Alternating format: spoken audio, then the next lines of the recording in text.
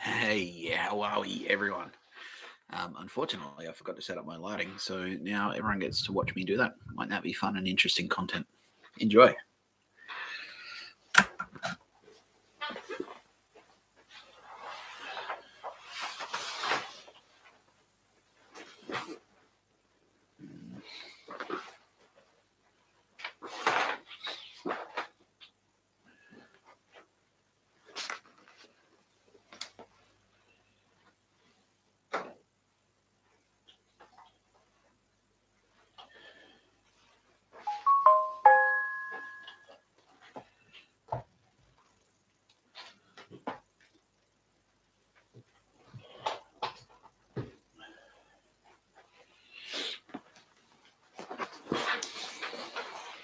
Okay.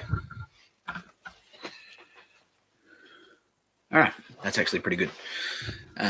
One of my learnings from yesterday was so I went back and rewatched the videos. I always do. So yesterday I spent 3 hours making a video and then 3 hours watching the video. So that's 6 hours out of my day just hanging out with myself. So one of the learnings from yesterday was that I was going to stop touching the microphone because it makes a rattling sound every time I touch it. But that's okay. Here we go. Whoops. Here we go. I'm also just going to click off this video image of myself because it's a bit weird, but the lighting all looks pretty good. All right. Do we have anyone watching yet? Yes, we've got 3. Kill. I'm also going to switch to this slightly quieter keyboard. Here we go. And that way I can do some Googling live without the clicking sounds in the background there. There's one thing I want to get off the bat. It's a little bit serious. I'd like to apologize. I've come live on video today without brushing my teeth. And I know that that's a serious lapse, you know? That's the type of thing that no one should be subjected to, watching a video of a man with bad breath, with his teeth unbrushed, uncouth. What type of example is that setting for anyone watching? Like, YouTube can be accessed by anyone. Thank God for that. The upcoming youth ban. Teens won't be allowed on YouTube, and this is part of the reason why. I'm part of the problem. I'm literally part of the problem. So, to everyone out there who I've offended by my atrocious behavior of not brushing my teeth before I come onto a video live stream, I'm sorry. I'm very, very sorry. Now, speaking of Emperor Naruhito, no, I'm not sorry at all about. Let's do some Googling of the old Emperor. Hey, what's this one here? Do share screen. Oh, great. Here we go. Excellent. New tab. Yeah. Share. All right. Yeah, everyone can see that. Great. Okay. Whoops. Got my own rule again. Emperor Naruhito. So, to give everyone a bit of background about my relationship with the Emperor, I'm only 65 years old. Doesn't look a day over 68. So, apparently I was kind of on his radar already after I'd visited the nation of Japan, and people were like, who the fuck was that guy walking around? Because apparently walking, that's a thing. Like, it's some guy who walks. I thought everyone walked, but okay, when I do it, it gains a lot of attention. Anyway, so I was on their radar because of that, and also because of my legal action, some legal action that I may or may not have taken against a certain cafe in Melbourne. I'm not going to mention their name because my lawyers are waving their arms around me madly behind me saying, don't mention the name, because part of the settlement was that I never talk about it. But let's just say that, it's well known that I did take some legal action against a cafe in Melbourne for numerous breaches. It ended badly, and I had to take some action against them. I don't regret that because I won. Anyway, that put me on a radar. Put me on the radar of people like Emperor Naruhito. And the reason it did that is because they kind of like my main thing was like, look, I'm not bound. There's no legislation in place that says that I have to do these things. Like an employer should not have any control over what someone does in their private lives outside of the workplace. Especially in Australia, because that's the Australian way. Like if I'm working at the car wash, if the cars are clean, and then I go home and play Grand Theft Auto 5 with a pair of boxer shorts on my head and eat a lollipop, I should be allowed to do that. It's none of my fucking boss's business. Japan is very different though. Japan is kind of like, no, your employer owns you. That's why they've got like things like they've got the salarymen. Like you are owned by your company. They can dictate to you. Dictate's the key word there. They can dictate to you where you live, who your friends are, who you hang out with. They reserve the right to control every part of your existence. And so when I sued a certain cafe for trying to force me into a certain lifestyle, that's what I was fighting against. It was like, no, your boss should not be in your bedroom. That was the principle I was fighting to protect. Because what they were trying to do was set me up with someone. And I just romantically, they're like, oh, you have to date someone who works here. And I'm like, I absolutely do not. And the reason that I was very clear, I don't want to date someone at work. The reason I don't want to date someone at work is because I don't want what I suspect you're actually trying to do is install a manager in my house. And I don't think I should have a manager in my house. My house is my house. I don't want a spy for my employer in my bedroom reporting on my activities where I can get in trouble at work if I have an extra beer or if I sit up late. I don't want that. Or if I have an opinion that may be a little bit unpopular. If I say something like, the coffee we make here, it's okay, but it's not the best. I should be allowed to say that in the safety and security of my own home. But what they were trying to do is install a spy to sort of like clamp down on that. They wanted me to date someone so that those employers would have access to me and my personal opinions, the way I dress, the way I talk in my personal home, in my home. And so I went, no, there is no legal precedent for that. There's nothing in the Constitution that says that that's legal. Nothing at all. And so I fought them. I took legal action and I won. I won the legal action because it is exactly what I said it was. That if your employer tells you, if you want to work here, you have to hang on. I worded it perfectly. I had it worded perfectly. If you want to work here, you have to have a girlfriend. Is discrimination on the basis of marital status. That's clear. That's there's very clear legislation around that. And if you want to work here, you have to date the boss's friends. That's sexual harassment. So if you go to work for Kyle Sanderlands and he says, if you want to work here, Sally, you're going to have to get it on with my mate Steve-O, that's sexual harassment. And that's basically what happened. The boss of this cafe kept trying to set me up with her employees. She's like, you're dating this guy, this chick. And I'm like, no, I'm not. Absolutely not. And it was sort of, the implication was like, well, if you want to get along here, you get a girlfriend. It was like, well, I shouldn't have to. No, I shouldn't have to. So anyway, I took the action and I won. And it put me on the radar of people like Emperor Naruhito and other monarchs around the world, because they sort of, in their mind, they do reserve the right to like control the individual. It's like, no, we set the cultural standards here. We set the pace. The way we kind of dictate the way someone should behave in their private lives, that's how it should be. And he wasn't alone. He wasn't the only monarch in the world to sort of react that way. And then I sort of like doubled down by going to Japan, and I just did Nick Tapscott stuff. Like I walked around and drank beers and stuff like that.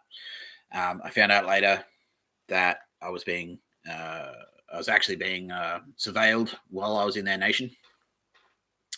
That's part of the course. Like I think the Japanese do that to a lot of foreigners who enter their country. But that's kind of why. So I was on their radar. So once I was on their radar for that, I kept popping up for other things. They're like, oh, let's keep an eye on this guy. I found out that a couple of housemates that I had were actually providing intelligence on me too, Emperor Naruhito. Him personally, which is a bit fucked up if you ask me, and also he'd sort of like run interference campaigns against me on a couple of different things. And so when I got a little bit famous for dancing at a music festival, which is like, oh, that's right, when I wrote the CV, that put me back on his radar. He's like, this guy again, famous again for something else again. And then when I danced at a music festival, again, put me back on his radar. And so that kind of like, he's like, well, that gives me the mandate, even though I'm the sovereign of a nation that you won a war against, your nation won a war against, that gives me the mandate to run interference campaigns in your life, specifically, Nick Tapscott. And I don't quite follow the logic there. So that's sort of what was happening. And it was all like kind of innocent. It's like, I've dealt with weirdos before. I've dealt with creeps before. Like people who sort of fixate on you. It's sort of like a high school bully or like like a weird, you've probably had like a weird crush where they just get some kind of fixation on you. And then they follow you around. It's like, oh, I saw you go to Macca's on Friday night. And then they turn up there. Yeah. So anyway, that's what Emperor Naruhito was doing, but he was sending surrogates in his place. So just that on its own, like if you say that out loud, it's a bit weird and creepy, but he says it out loud.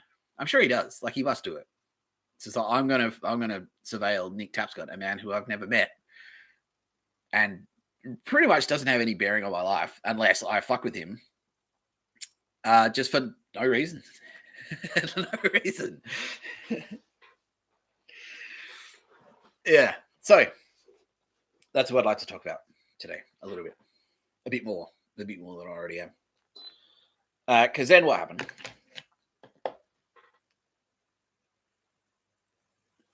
So after I got a little bit famous and I got a job, and I became a professional writer. I went from being a part-time writer and a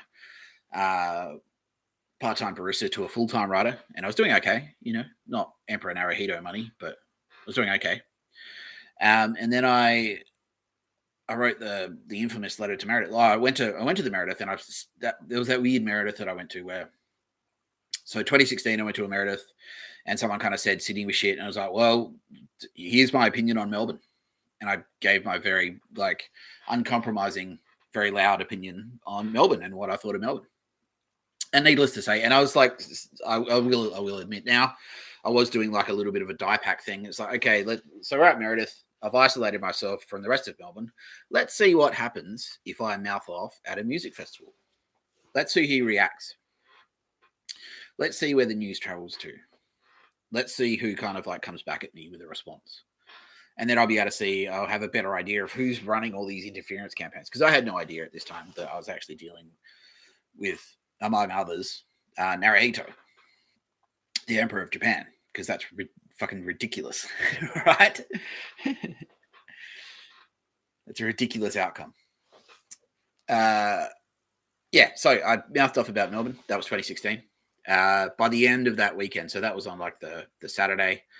By the end of Sunday, I was hearing whispers within earshot. It's like, oh, some guy said Melbourne was shit. It's like, how the fuck did that go around? Like, there are 30,000, I don't know, like 12,000 people at this festival. Just me mouthing off about it, like somehow is enough to, like, how many conversations would happen at a music festival, do you think? But for some reason, I have a conversation and goes viral. Yeah, so when I turned up the next year, and I kind of like, there was like a small amount of backlash. Like, obviously, my life is a bit weird anyway, because, there's always like cloak and daggers and smoke and mirrors and all that horse shit in advertising anyway. So, I turned up the next year and I was doing okay. I had like a not bad job. And I got a really weird vibe. which I wrote the letter about, and it was like really off-putting and creepy.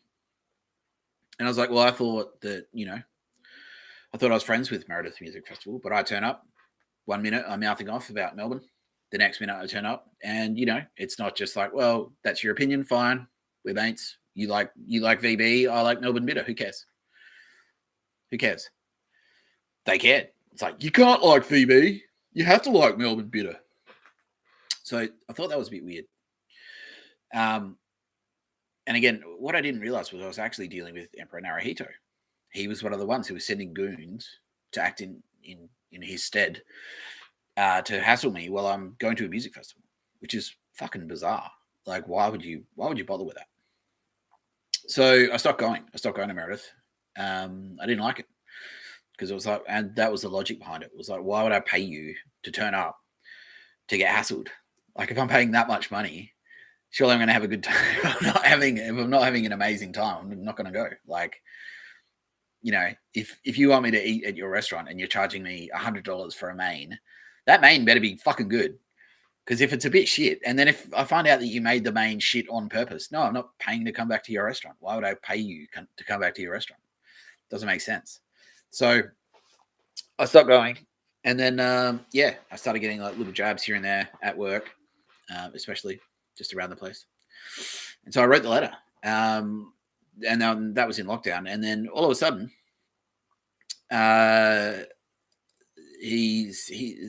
surfaced. So the letter goes around, and a bunch of weird shit starts happening.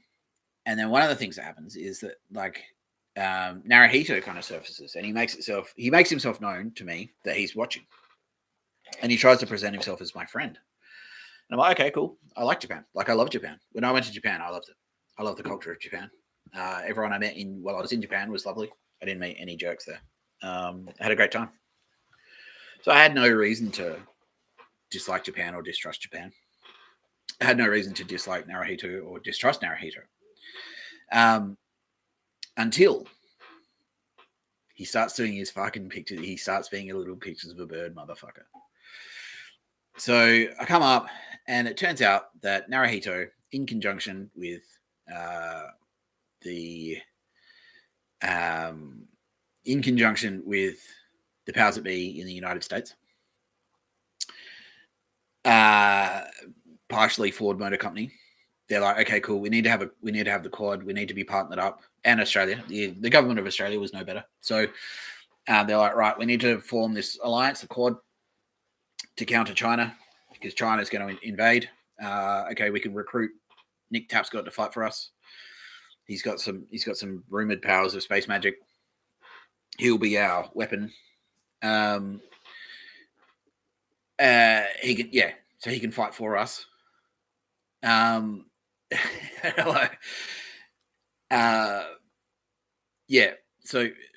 he makes himself known that Japan and Nick Tapscott are best friends, and I was going to work with them to help fight China when they eventually invaded Australia, and I was down for that because I don't want anyone to invade Australia. If anyone invaded Australia, I'd fight them, especially New Zealand.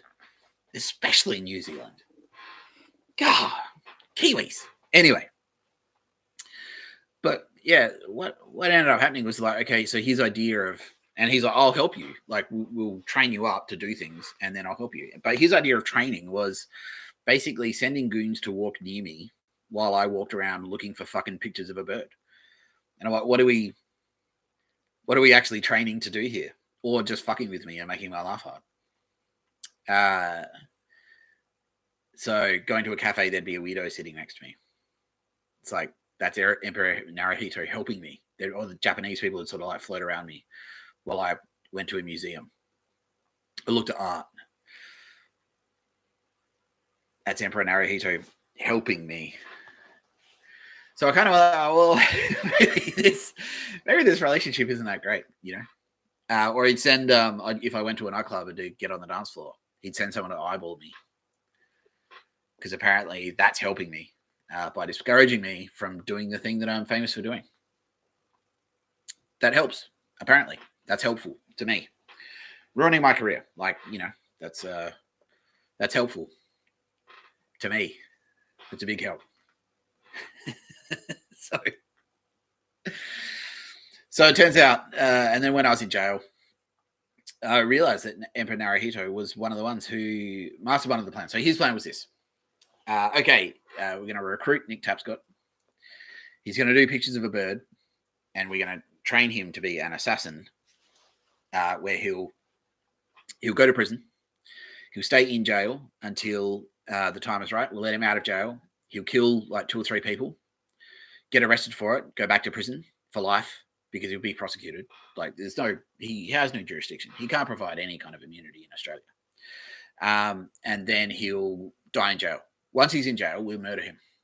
And it's alleged that this is Naruhito's plan. This was Emperor Naruhito's plan for me. So this is his idea of helping me. And he legitimately thought I'd be dumb enough to fall for that. So he was one of the ones that I was fighting against when I got out of jail. It's like, fuck you, Emperor Naruhito. Because the one thing that he can't take is criticism. The other thing about the Emperor of Japan is, like, you need to understand that it's been his bloodline. So the British royal family has been in power. Like the power shifts around all the time. Like the Tudors beat out the Scots. The William the Conqueror came in and took over. There's been like several different kingdoms within. There was the Jarl of Wessex and like all of that. Several different kings have ruled England, several different bloodlines, and then someone comes in, knocks that bloodline out. Someone else takes over, like the Normans. You've got the Anglo-Saxons. The line of sovereignty has changed numerous times. Whereas in Japan, it hasn't. It hasn't changed for about 2,000 years, 2,500 years or something. So, and that's something we can like look at right now. Let's have a look. Naruhito, Emperor of Japan. That was the last one. Emperor Akihito. Education, marriage, and family. Let's see if we can find any Crown Prince. Okay, reign.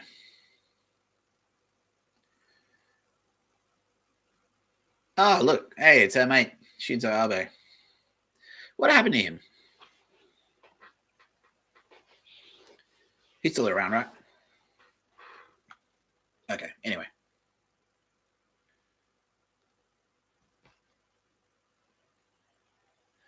This is interesting. Under Article 4 of the Japanese Constitution, the emperor's role is defined as entirely ceremonial and representative.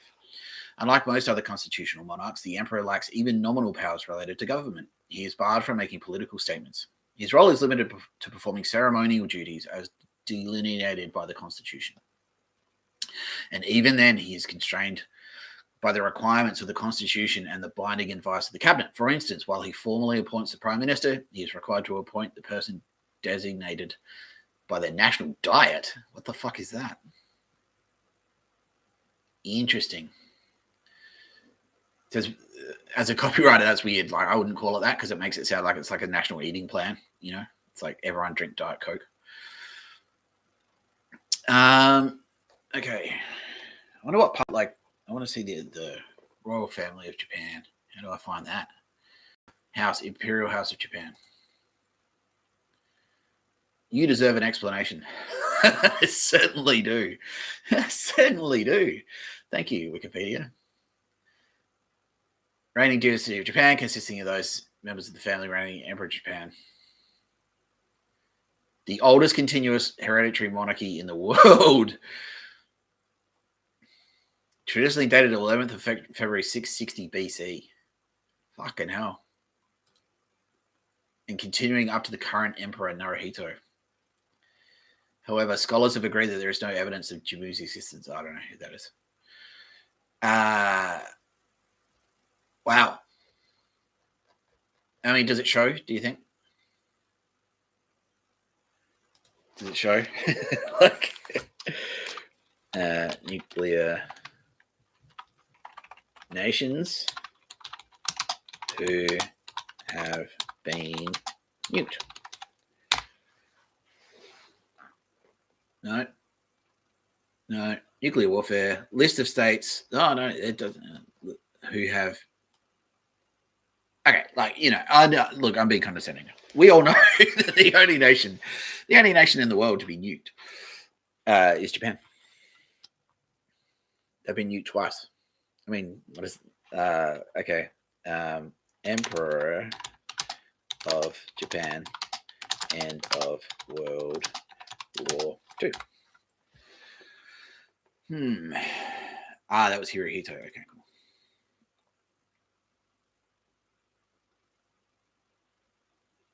Okay. Look, he had a decent run. Early life and education. Oh, here we go. Oh, wow.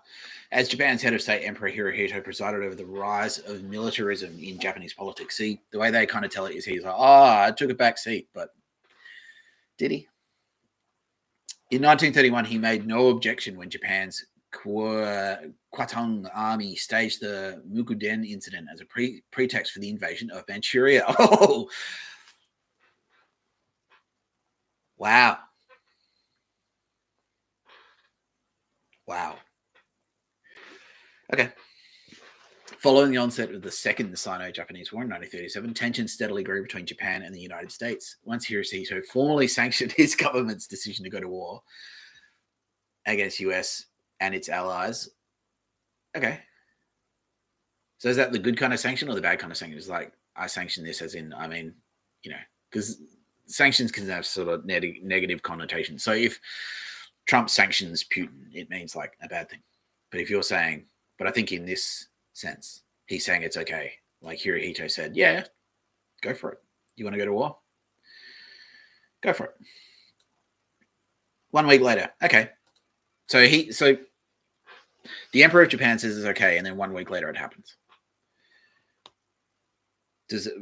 But he doesn't have any power, I guess. I don't know. Like, does he have power or not? Because it's like, it's like the way it's worded there. It makes it seem like the only thing standing between the World War II, and the attack on Pearl Harbor was his say so. So I don't know. I don't know. That's just the way it sounds. I don't know. I wasn't there. I wasn't in the room. Okay. The Pacific War began 1 week later, as well as other US and British colonies in the region. After atomic bombs, I just want to throw a bit of a shout out to EB Games as well. Electronics Boutique, if you're watching, Victor Harbour, fantastic service. Charlie from Electronics Boutique in Victor Harbour, very knowledgeable. Yeah, very knowledgeable young man. Knows a lot. Knows a lot of things. I went in there, had questions about Ghost of Tsushima, the samurai game. I had questions about Yakuza, the Yakuza game that was there on the shelf, which is actually coming out on the Switch, I think. And there's a new samurai game there too. So, yeah, and he seems very knowledgeable, very, very knowledgeable about these things. So, shout out Electronics Boutique, Victor Harbour. Charlie working there. Good on you, Charlie. All right. Once Hirohito formally sanctioned his government's decision, okay, I read that already. 1 week later, blah, blah, blah, blah. After atomic bombs were dropped on Japan and the Soviet Union invaded Japanese-occupied Manchuria, okay, Hirohito called upon his country's forces to surrender in a radio broadcast. So again, they weren't surrendering, even though they were getting firebombed. Like Japan was just getting burnt to the ground, and then they got nuked. But they still didn't quit until Hirohito called upon his country's forces. So I don't know, do they have power or not? Does he have power? Because it didn't start until he said it was okay, and it didn't stop until he said it was okay. So, okay, well, look, wartime culpability remains the subject of historical debate. Okay, so it's not fact, but I mean, I'm just saying. The extent of his involvement in military decision-making and wartime culpability remain the subjects of historical debate. Okay. That's fair. Just one second, please. 1 sec.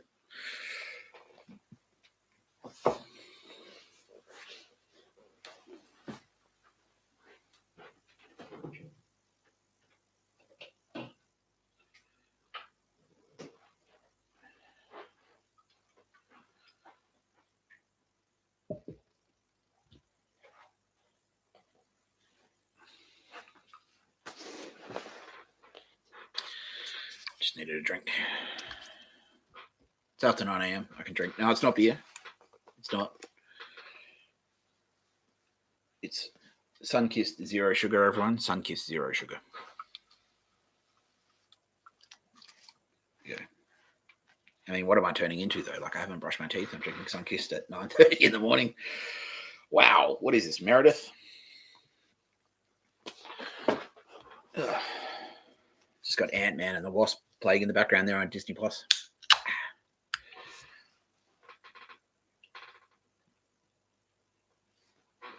So, I don't know. It's unclear. It's still a little bit ambiguous. But what it does say is that the war didn't start until the Emperor said it was okay. The war didn't stop until the Emperor said it was okay. So whether or not that means he's got power over the nation of Japan, I don't know. Doesn't say. Okay. Following the surrender of Japan, Emperor Hirohito was not prosecuted for war crimes. Okay, so he's not a war criminal, according to international law, because he hasn't been convicted in any. That's fine. That's fine. At the Tokyo War Crimes Tribunal, even though the Japanese had waged war in his name. Okay, that's pretty clear. The Japanese had waged war in his name. The head of the Allied occupation of the country, Douglas MacArthur, believed that a cooperative emperor would facilitate a peaceful occupation and other US post-war objectives. MacArthur therefore excluded any evidence from the tribunal which could have incriminated Hirohito or other members of the royal family. So, wait. Does that say that there is evidence? It's just hasn't been brought before a tribunal? I wonder if that evidence is still around. I wonder if we've got that evidence. Do we have that evidence? Can I? Oh. Sorry, can you repeat that? Oh. Oh, goodness. No, it's not that type of channel. They're asking me to say, not to say if we have evidence, if we still have this evidence of war crimes committed by the Japanese royal family.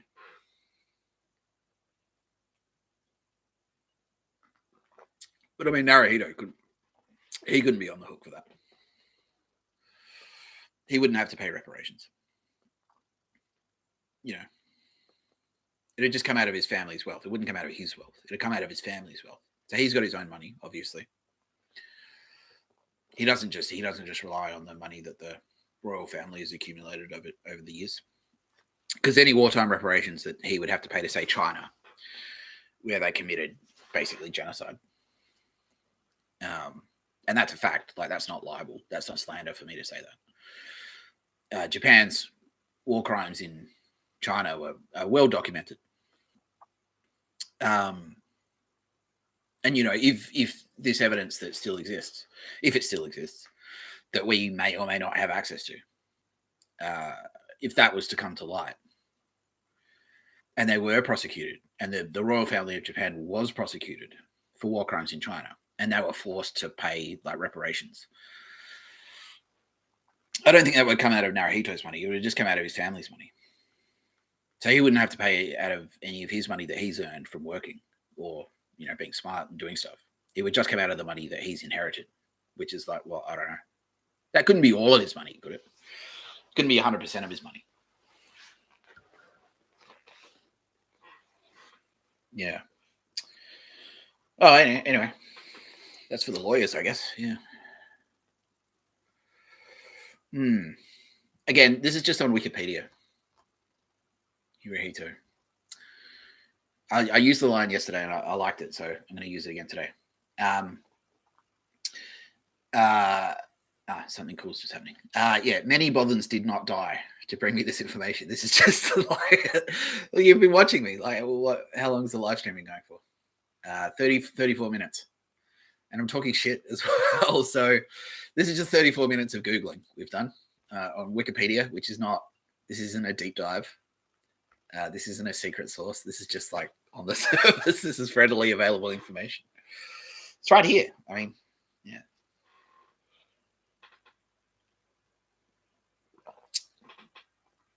I also strongly suspect that Naruhito has a tendency to cry. Which is fine. I cry too. I tend to only cry when I'm happy, though. It's like the American Beauty crying. Like if I see a plastic bag swirling around in the wind, that makes me cry. I'm like, that's so beautiful. If I hear like Aldous Harding, makes me cry constantly.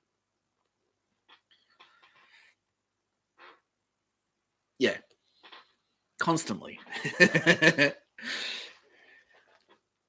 But Naruhito, I suspect, when he cries out of sort of like fear, he's got that sickness, that sick feeling in his stomach. Because we've been through this already. We went through this when I got out of jail, and it's fucking smashed. Tweet after tweet after tweet, X-post after X-post about Emperor Naruhito, ninjas being gay and karate being gay, and I suspect that it made him cry.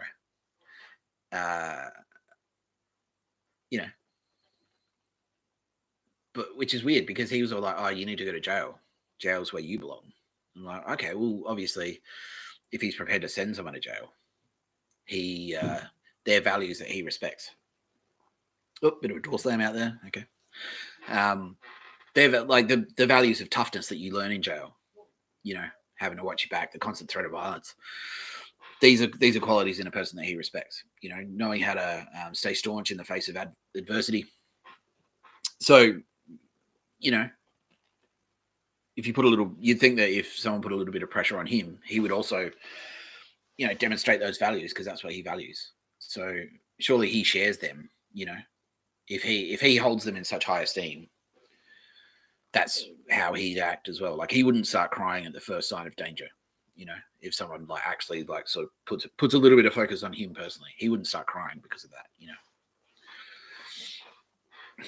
Surely not. Surely not. Ninjas don't cry. Karate doesn't cry. There's no crying in karate. No matter how gay someone says you are, there's no crying. Okay. In 1946, Hirohito was pressured by the Allies into renouncing his divinity. What? No, I already knew that. I'm just fucking with you. Yeah, I already knew that. So that was one of the facts that always blew my mind about the Japanese royal family, because that was one of the conditions of their surrender. It's like they're like, you have to fucking admit that you're not a god. You're not a fucking god. And they were like, oh god damn it, this is bullshit. So I don't know. Maybe that sort of feeds into like why like rumors are going around. Nick Tapscott's not. Nick Tapscott is something else, and then that kind of like, oh, maybe there's still like a little bit of family kind of like, but that's us. We're the divine, Maybe that's why it's sort of like he had that fixation on me personally. I never said it. Other people were saying it, and then that kind of like peaked. Oh, all right. Well, I need to latch onto this guy. Yeah, proper sociopath. Yeah. If that's true, if that's true, I'm not saying he is a sociopath. I'm just saying that if that's true, if he latched onto me, because of some kind of like weird jealousy or something, some kind of like hereditary jealousy that he's got of his family line, thinking for thousands of years that they were divine, and then being forced after being nuked twice, and their country was burnt to a cinder. That no, you are not. You are not divine. And then that was only like, 2 generations ago. So that was his grandpa, Hirohito. Which so that's not very long in the grand scheme of things. Like 2 generations, it's not very long at all. Yeah. So I don't know. Maybe that's a thing.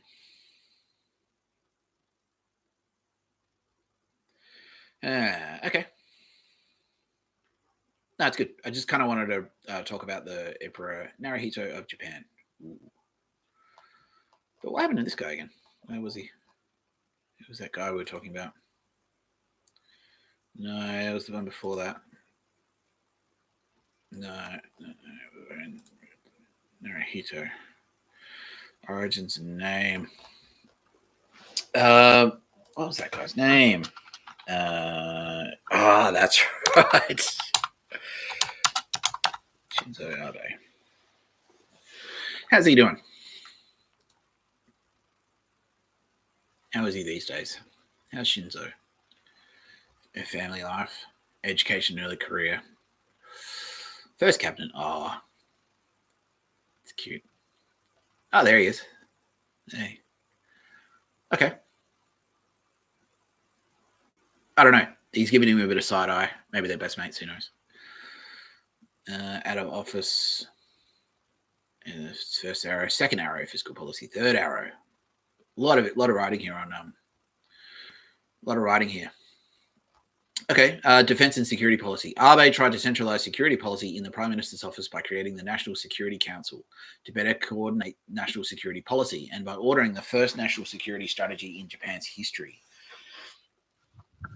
Based on the American body of the same name, the law to create the NSC was passed in November 2013 and began operating the following month when Abe appointed Shotaro Yashi as Japan's first national security advisor. Is it racist if I do the Japanese accent when I read the names? I don't know. Shotaro Yashi. Karate is gay. Alexa, how do you say gay in Japanese? Gay in Japanese is 同性愛者. Roshiansa. I don't know. I don't think I got that right, but that's okay. I've got the noise cancelling headphones on, so I can't really hear Alexa, so it's a bit redundant, but that's all right. What happened? The TV just glitched there. Let's go back to that. Keep playing.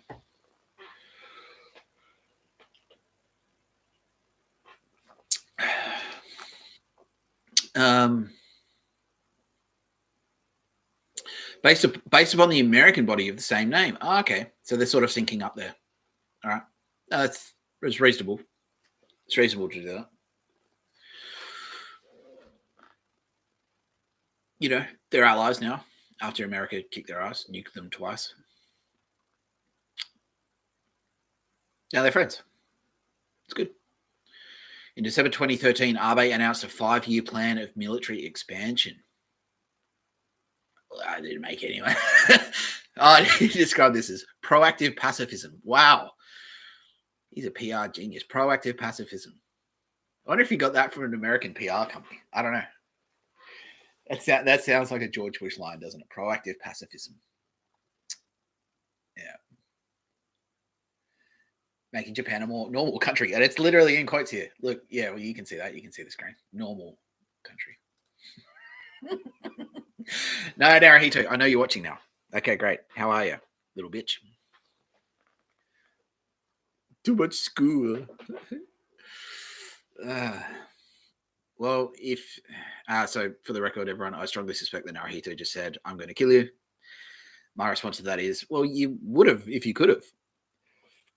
Why haven't you? Why aren't you? What are you going to get Charlie from fucking EB Games to come down?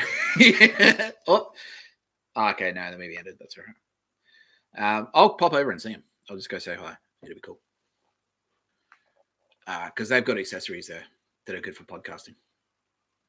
Oh, are you crying again? You aren't crying again, are you? What's your first name anyway, Naruhito? Naruhito. Oh, another door slam. This is like living in a haunted house.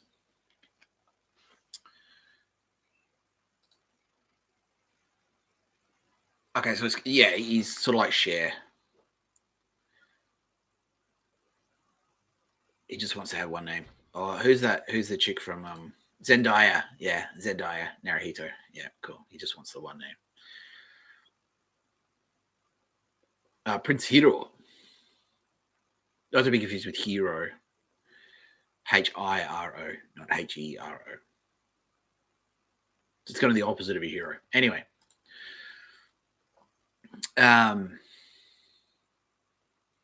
Proactive pacifism, that's what we're up to. With the goal of making Japan a more normal country able to defend itself. This was in reaction to PRC build-up and a decreased American influence in the region. Why did American influence decrease?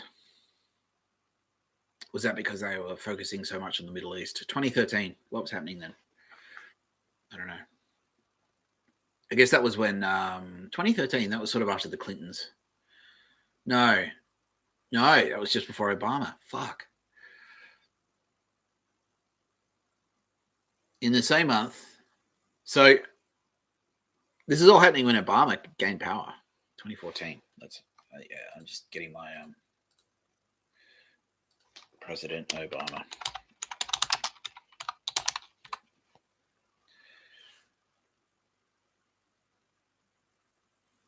Yeah, so Obama was in 2009 to 2017. So this is when Obama was in power. Okay. So this all happened when...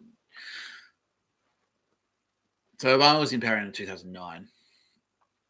And then these sort of like shifts in defense policy start to sort of shift around 2013. Yeah, December 2013. So President Obama is elected in 2009. In 2013, Abe announces a 5-year plan of military expansion. Okay. Oops. State secrecy law. I actually hit that by accident. Allowing the government to designate defense and other sensitive information as special secrets that are protected from public disclosure. Prior to the passage of the SSL, incidents where... See, I'm not disclosing any secrets, by the way, because this is just Wikipedia. Prior to the passage of the SSL, incidents where espionage cases involving hostile foreign intelligence agencies were handled through use of other laws, such as the passport or SDF law. An attempt was made to pass an anti-espionage law during the administration of Yasuhiro Nakasone in 1985. Concerns... See, that sounds more racist if I read it like an Australian. If I read it like a bogan. Yasuhiro Nakasone. That sounds more like a bogan. Yasuhiro Nakasone. So which one's more racist? That's not Yasuhiro. I don't... Yeah, I'm trying to do a gay Aussie bogan. Yasuhiro Nakasone. I kind of sound like that. Oh, we caught some spiders. Oh, yes. That character from Family Guy. Concerns were raised on whether human rights will be violated and whether there is a balance between public interest and the necessity of protecting state secrets. No law was passed due to the outcry from the opposition due to the negative legacy of the... Ooh, is this? Law soldiers. Ooh, that sounds pretty bad. Interrogated suspects who might be Allied soldiers. Okay. Let's go back. Shinzo Abe. Proactive pacifism.